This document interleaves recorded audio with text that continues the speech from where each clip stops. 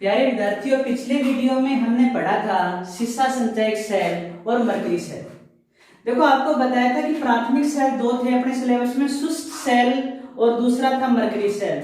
फिर द्वितीयक सेल दो थे, सीसा संचयक सेल और दूसरा था निकिल कैडमियम सेल। देखो, निकिल कैडमियम सेल एग्जाम की दृष्टि से इंपॉर्टेंट नहीं है, इसके बारे में सिर्फ आपको एक अभिक्रिया याद रखनी है, क्योंकि ये एक महंगा सेल है जिसका उपयोग बहुत कम होता है। इसका जो वोल्टेज होता है वो 1.4 वोल्ट होता है, जो निकिल कैडमियम सेल होता है, यानी दूसरे प्रकार का जो द्वितीयक सेल है। एक तो सीसा संचयक था और दूसरा निकिल कैडमियम सेल। इसके सिर्फ आपको अभिक्रिया याद रखनी है। ये अभिक्रिया है कि इसमें जो एनोड होता है वो क्या होता है, सीटी होता है, और कैथोड के ऊपर HCO के रूप में, इसी रूप में होता है। तो यहाँ कैथोड एनोड वाला तो रोल ही नहीं है। यहाँ पर सिर्फ आपको एक अभिक्रिया याद रखनी, जो कुल अभिक्रिया जो चार्ज की टाइम पे क्या होती है कि Ct होता है, और जो उसके साथ में क्या होता है NiOH3 अभिक्रिया करता है। फिर क्या Ct है वो CTO में बदल जाता है। अभिक्रिया के द्वारा बता देता हूं कि इसमें Ct होता है, और जो कैथोड होता है उस पर Ni होता है। दोनों का मिक्स रूप एक साथ कर रहा हूं, NiOH3 निकिल हाइड्रोक्साइड होता है। यहाँ Na का ऑक्सीकरण +3 होता है।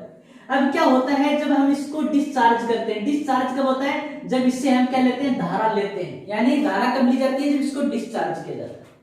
तो देखो, Ct किस में बदल जाता है, CDO में बदल जाता है, और NiOH3 NiOH2 में बदल जाता है। NiOH2 बदल गया, CDO और NiOH2 में बदल गया, हो गया। अब देखो, जल बाहर निकल जाता है। ये समग्र अभिक्रिया होती है, टोटल अभिक्रिया। कब है, जब डिस्चार्ज होता है, और चार्ज के टाइम पे ये अभिक्रिया क्या हो जाती है, उल्टी हो जाती है।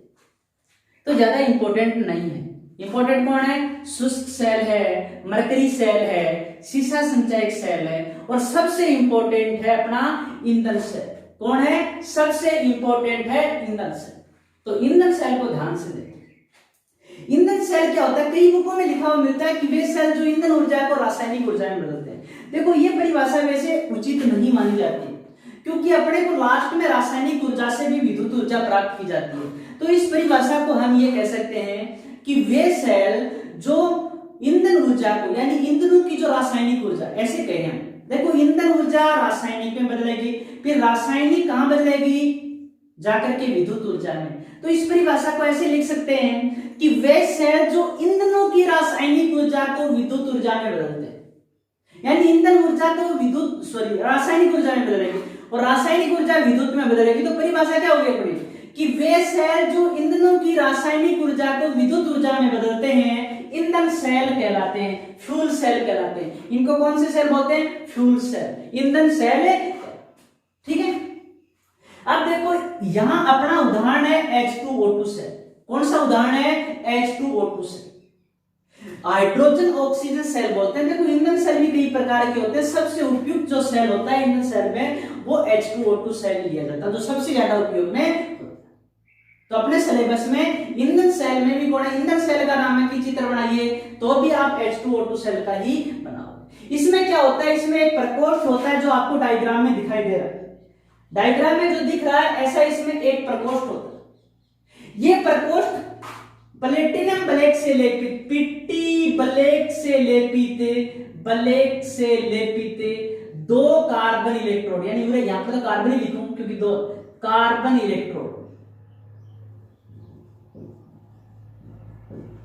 कि ये पिट्टी ब्लैक से लेपित 2 कार्बन इलेक्ट्रोडों के द्वारा कितने भागों में बटा हुआ है। आप डायग्राम को देख करके अनुमान लगाओ कि ये पिट्टी ब्लैक से लेपित 2 कार्बन इलेक्ट्रोडों के द्वारा कितने भागों में बटा हुआ है, 3 भागों में बटा हुआ है। तो ये बात लिखी, इसमें एक प्रकोष्ठ होता है जो पिट्टी ब्लैक से लेपित 2 कार्बन इलेक्ट्रोडों के द्वारा कितने भागों में बटा होता है, 3 भागों में बटा होता है। जो एक भाग होता है उसमें ऑक्सीजन भरी जाती है। ये किसका काम करता है, कैथोड का काम करता है। किसका काम करता है, कैथोड। कि इसके एक भाग में क्या होती है, एक भाग में ऑक्सीजन भरी होती है या भरी जाती है, जो जो किसके रूप में काम करती है, कैथोड के रूप में। दूसरे भाग में क्या करते हैं, H2 गैस भरी जाती है, दूसरे भाग में H2 भरी होती है, जो किसका काम करेगी, जो एनोड के रूप में होती है। क्या होगी, एनोड के रूप में। किसके रूप में, एनोड के रूप में। जिसमें ऑक्सीजन भरी होगी वो कैथोड के रूप में, और जिसमें H2 भरी होगी वो एनोड के रूप में। साथ साथ अपनी बनावट चल रही है और डायग्राम भी चल रहा है। अब इसका जो बीच वाला प्रकोष्ठ होता है, इसमें क्या भरा होता है, जलीय KOH या NaOH, या तो NaOH का जलीय विलयन या KOH का जलीय विलयन, यानी क्षारीय जलीय विलयन। इसी कारण इसको क्षारीय ईंधन सेल भी बोलते हैं। क्या बोलते हैं, क्षारीय ईंधन सेल। कई बच्चे कंफ्यूज हो जाते हैं, क्षारीय ईंधन सेल का नामांकित चित्र बनाइए, ये कौन सा आ गया, हमें तो ईंधन सेल बताया हुआ है, क्षारीय कहां गया। क्षारीय ईंधन सेल बोलते हैं, किस कारण, इसी कारण, क्योंकि इसमें विद्युत अपघटन क्या होता है। और जो अम्लीय सीसा संचयक सेल होता है वो कौन सा होता है, वो अपना सीसा सेल ही होता है। सीसा संचयक सेल वही अपना अम्लीय सेल, ठीक है ना, क्योंकि उसमें विद्युत अपघटन क्या होता है, अम्ल। ठीक है, बीच वाले प्रकोष्ठ में क्या, जलीय KOH या NaOH भरा होता है, जो किसका काम करता है, विद्युत अपघटन के रूप में कार्य। अब हम इसकी रासायनिक अभिक्रिया पढ़ते हैं। देखो, इसको बैटरी से इधर जोड़ दिया, इसको इधर, इस प्रकार धारा ली जाती है जोड़ करके, जिस उपकरण से जोड़। बैटरी नहीं बोल सकते हैं, बैटरी का काम तो ये खुद ही करेगी। ठीक है, अब देखो हम रासायनिक अभिक्रियाओं पर चलते हैं। किस पर चलते हैं, रासायनिक अभिक्रिया। रासायनिक अभिक्रिया में सबसे पहले हम एनोड को उठाते हैं। एनोड पर क्या है, H2। एनोड पर क्या है, एनोड पर H2। और यहां से कौन से OH माइनस आयन, जलीय विलयन में कौन से आयनों की पर्याप्त मात्रा होगी, OH माइनस आयन। OH बहुत ही पर्याप्त मात्रा में हो, तो यहां से OH माइनस आयन क्रिया करेंगे।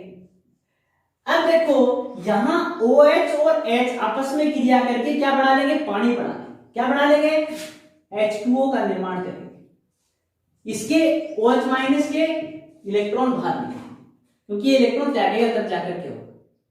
ये क्या हुआ, एनोड के ऊपर। कैथोड पर क्या होगा, देखो कैथोड पर कौन सी है, O2।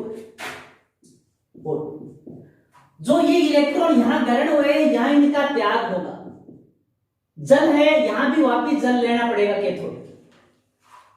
कैथोड के ऊपर क्या लेंगे, जल लेंगे।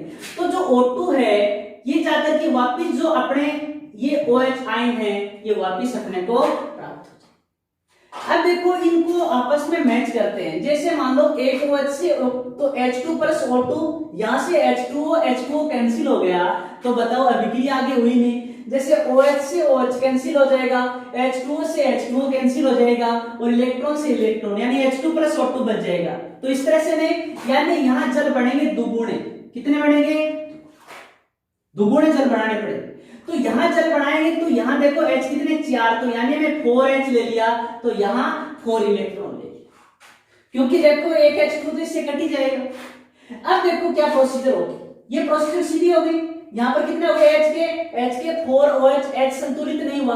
अभी भी H देखो, अभी भी H संतुलित नहीं हुआ, अभी भी 2H2O से भी H2 क्या है, कमी पड़ रही, संतुलित नहीं हो रहा है। संतुलित नहीं हो रहा तो 2 के 3 तो नहीं करेंगे, 4 कर देंगे। 4 कर देंगे तो ये संतुलित हो गया। क्या हो गया, 2H2 4OH।